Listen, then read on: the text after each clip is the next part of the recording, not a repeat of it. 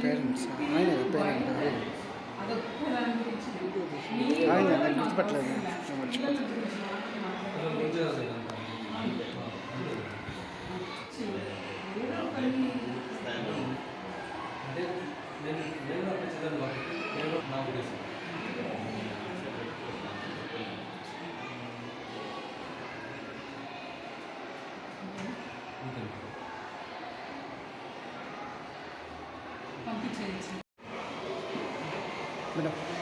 ప్రభాకర్ అనే పేరెంట్ తవడపల్లి వాస్తవులు.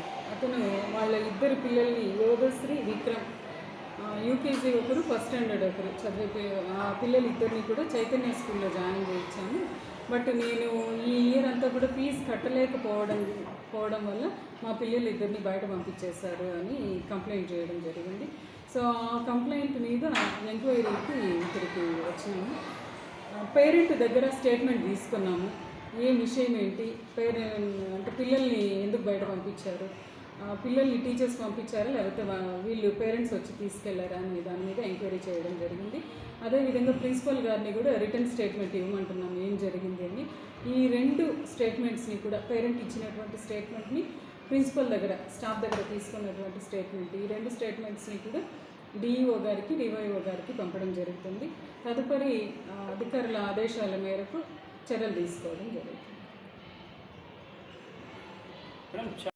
నాకు వాళ్ళకి ఫస్ట్లోనే మేము మీటింగ్ కండక్ట్ చేసి చెప్పాము, ఫీజుస్ ఏవైనా మీరు కలెక్ట్ చేయాలి అంటే పేరెంట్స్ నుంచి మీరు తీసుకోండి, పిల్లల్ని అయితే అడగద్దండి అని చెప్పినాము.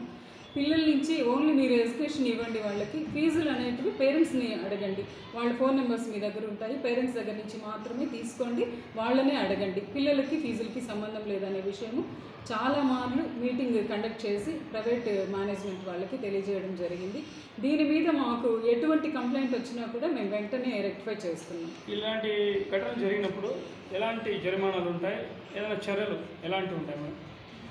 పిల్లల్ని actually right to education act ప్రకారము పిల్లలని వాళ్ళకి 14 years వరకు ఖచ్చితంగా చదువుకునే రైట్ ఉంది కాబట్టి ఫీజుకి ఎడ్యుకేషన్కి ఇక్కడ సంబంధం లేదు. వాళ్ళు ఖచ్చితంగా ఫీజు అనేది పిల్లలకి సంబంధం లేదు కాబట్టి పేరెంట్ని మాత్రం అడగాల్సి ఉంటుంది. అంటే ఎలాంటి యాక్షన్ తీసుకుంటారని అడుగుతున్నాం. ఖచ్చితంగా జరిగినటువంటి పిల్లల మీద వాళ్ళు జరిగినటువంటి విషయాన్ని బట్టి, వాటి తీవ్రతని బట్టి యాక్షన్ ఉంటుంది. యాజమాన్యం మీద చర్యలు తీసుకోవడమా, పాఠశాలల మీద రికగ్నిషన్కి సంబంధించి కానీ వాటి మీద క్లోజ్ చేయడం కానీ, ఇటువంటి చర్యలు జరిగిన విషయ తీవ్రతను బట్టి పై అధికారులు చర్యలు తీసుకునే అవకాశం ఉంటుంది. మీరు చూస్తున్నారు ఆర్ఆర్ న్యూస్ పలమనేరు. మీరు చూస్తున్నారు ఆర్ఆర్ న్యూస్ పలమనేరు.